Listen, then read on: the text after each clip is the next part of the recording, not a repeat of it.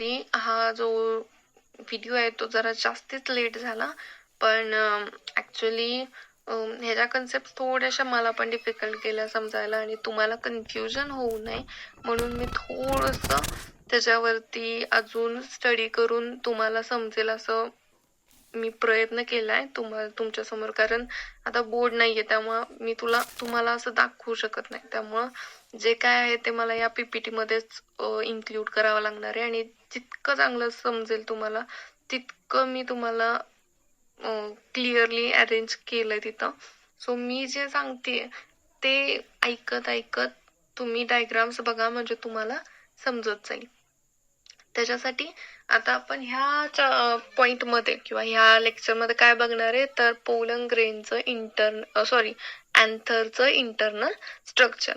आता अँथर काय आहे तर it is an male reproductive part. म्हणजे काय तर ह्युमन बिंग मध्ये जसं मेल आणि फिमेल रिप्रोडक्टिव्ह पार्ट्स असतात तसंच प्लांट मध्ये सुद्धा मेल पार्ट आणि फिमेल पार्ट असतात. तसंच आपण अँथरला काय कन्सिडर करतो, we consider anther as a male part. आणि हा जो मेल पार्ट आहे ह्याचं स्ट्रक्चर कसं आहे तर आपण ह्याचं बाहेरचं स्ट्रक्चर बघितलंय म्हणजे तो बायलोब्ड आहे की अजून कुठले प्रकार आहेत त्याचे अरेंजमेंट स्ट्रक्चर वगैरे ह्या सगळ्यावरून आपण बाकी सगळं बघितलंय. पण आपण जे बघितलं नाहीये ते काय इंटरनल स्ट्रक्चर. सो ह्या लेक्चर मध्ये आपण इंटरनल स्ट्रक्चर फक्त बघणार आहे आणि हेच तुम्ही समजून घेणं आता जास्ती महत्वाचं आहे. सो ह्याच्यामध्ये सुरू करूया आपण. तुम्हाला पहिली स्लाइड दिसतीये त्याच्यामध्ये काय आहे तर लेयर्स ऑफ अँथर वॉल. म्हणजे ही जे अँथर आहे तो पूर्ण सेल्स न भरलेला असतो त्यामुळे काय त्याच्या लेयर्स आहेत बऱ्याच त्या. मग त्या कशा आहेत तर कन्फ्युजन नको म्हणून बघा डायग्राम मध्ये तुम्हाला दिलंय अँथर आहे तो मधून कट केलाय आणि त्याचं जे स्ट्रक्चर दिसतोय आत 4 होल्स आणि मध्ये एक तो झूम केलाय आणि त्याच्यात मध्ये तुम्हाला सेल्स दिसतील. मग ह्या सेल्सचा आपण स्टडी करणार आहे. म्हणजे बाहेरची सेल लेअर कुठली, आतली लेअर कुठली, कोण कुठल्या लेअरला प्रोड्यूस करतोय, ह्या सगळ्या छोट्या छोट्या गोष्टी आहेत ज्या नीट साठी मोस्टली इम्पॉर्टंट आहे. ते आपण इथं थोड्याशा फोकस करणार त्याच्यावरती.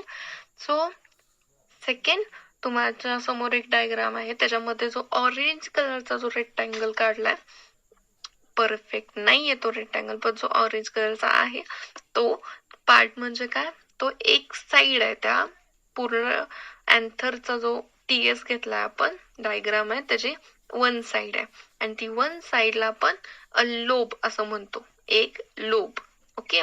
आता अशा किती आहेत तर 2 साइड आहेत. इकडं सेकंड आहे ती पण काय झाली लोब झाली. म्हणजे इथं लोब किती झाल्या 2 आणि 2 ला आपण काय म्हणतो बाय. सो हे जे स्ट्रक्चर किंवा अँथर आहे त्याला आपण काय कन्सिडर केलं बायलोब्ड. काय म्हणतो आपण बायलोब्ड. आता हे जे बायलोब आहे तिथंच काय आहे तर ते डिवाइड कशामुळे झालंय तर तिथं मध्ये एक सर्कल दिसतोय त्याला काय म्हणतात पेरेन्काइमा कनेक्टिव्ह टिश्यू. त्या सर्कल मुळे हे 2 लोब तयार झालेत. बरोबर. म्हणजे या कनेक्टिव्ह टिश्यू मुळे हे 2 लोब पडलेले आहेत. आता ह्या 2 लोब पडलेत पण तरी सुद्धा त्या लोब मधले जे 2 चेंबर म्हणजे काय सर्कल्स जे दिसत आहेत तुम्हाला ते कशामुळे सेपरेट झाले तर तिथं एक खाच अशी पडलेली आहे. म्हणजे आतल्या साईडला थोडस ते भाग गेलेला आहे. तो कुठला आहे तर त्या इन्व्हेजनला म्हणजे त्या खाचेला काय म्हणतात तर स्टोमियम मुळे काय त्या लोब मधले सुद्धा दोन्ही चेंबर किंवा दोन्ही सर्कल्स वेगवेगळे झाले. आणि ह्याच जे सर्कल आपण म्हणतोय त्यालाच काय म्हणायचं मायक्रोस्पोरॅन्जिया. आता एक आहे ओके सिंग्युलर एक आहे त्यामुळं मायक्रोस्पोरॅन्जियम. आणि जर भरपूर असतील तर त्याला काय म्हणायचं आता इथे 4 आहेत म्हणून आपण काय म्हणतोय मायक्रोस्पोरॅन्जिया. ओके. आता हे 4 आहेत मग 4 असलं की काय म्हणतो आपण टेट्रा. काय म्हणतो आता तुम्हाला केमिस्ट्री मध्ये झालं असेल तर 4 असले की आपण काय म्हणतो टेट्रा. आणि इथं 4 काय आहेत स्पोरॅन्जियम आहेत त्यामुळं टेट्रास्पोरॅन्जियम असं त्याला म्हटलं जातं. ओके. सो इथं 2 लोब आहेत. So bilobed. एक मध्ये कनेक्टिव्ह टिश्यू आहे ज्याच्यामुळे हे लोब तयार झाले त्याला पेरेन्काइमा कनेक्टिव्ह टिश्यू म्हणतात. त्याच्यानंतर इन्व्हेजन मुळे म्हणजे स्टोमियम मुळे काय झालंय, 2 चेंबर्स किंवा 2 स्पोरॅन्जियम सेपरेट झालेत, आणि जर एक स्पोरॅन्जिया असेल तर स्पोरॅन्जियम असं म्हणतो, आणि जर भरपूर असतील तर स्पोरॅन्जिया. आणि असे किती आहेत आपल्या इकडे? 4 आहेत, त्यामुळं टेट्रास्पोरॅन्जिया असं म्हणतो. आता त्याच्यानंतरचं पुढचं स्ट्रक्चर, आता आपण काय बघतोय? ऍक्च्युअल अँथर वॉल बघतोय. हे झालं आतापर्यंत एक्सटर्नल. आता इंटरनल स्ट्रक्चर. आता अँथर वॉल जी आहे ती कशापासून बनलेली आहे? तर 4 लेयर्स पासून बनलेली आहे. त्याच्यातली एक लेयर आहे त्याला, ती सगळ्यात बाहेरची लेयर, तुम्हाला डायग्राम मध्ये दिसतंय बाहेरची लेयर, जी सिंगल सेलची जी बाहेरची लेयर आहे ती कुठली आहे? तर इपिडर्मल लेयर. आता इपिडर्मल लेयर जी आहे ती कशी आहे? तर सिंगल आहे. आता ती बाहेरच्या बाजूला आहे, जशी आपली स्किन बाहेरच्या बाजूला आहे. काय फंक्शन असेल तिचं? प्रोटेक्शन, बरोबर. तसंच ही जी बाहेरची लेयर आहे तिचं पण काय काम आहे? तर protection. So the function is protection. आता त्याच्यानंतर आपण काय म्हणलो? 4 लेयर आहेत, त्याच्यातली इपिडर्मल लेयर ही एक झाली.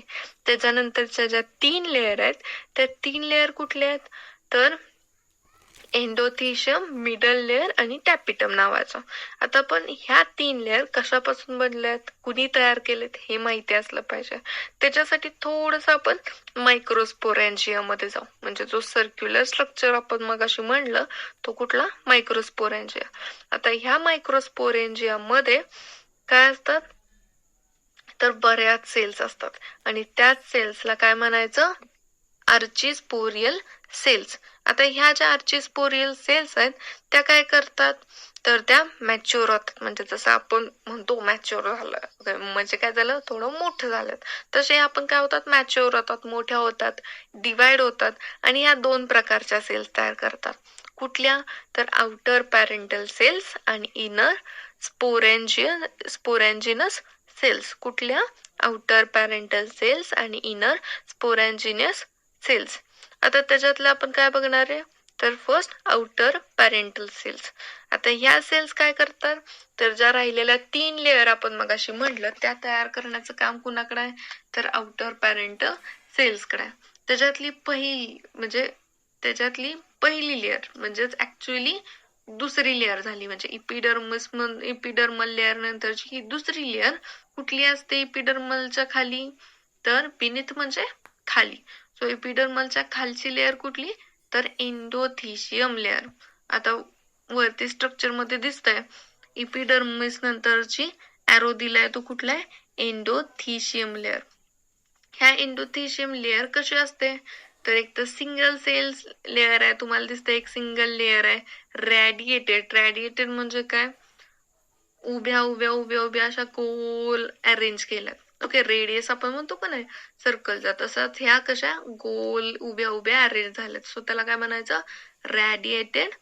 अँड ह्याचं फंक्शन काय आहे? तर ह्याचं फंक्शन इम्पॉर्टंट. ह्याचं फंक्शन काय आहे? तर पहिल्यांदा ऑब्विसली पोलन ग्रेन तयार करण्याचं. ओके, जे आपल्याला हवं आहे. So production of pollen grains. दुसरं फंक्शन काय?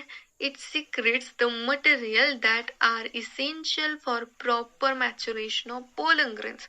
म्हणजे काय? पोलन ग्रेनची व्यवस्थित ग्रोथ होण्यासाठी काही सिक्रेशन्स म्हणजे काही केमिकल्स, एन्झाईम्स लागतात, आणि त्या एन्झाईम्सला प्रोड्यूस करण्यासाठी कोण असतं? तर एंडोथिशियम लेयर असते.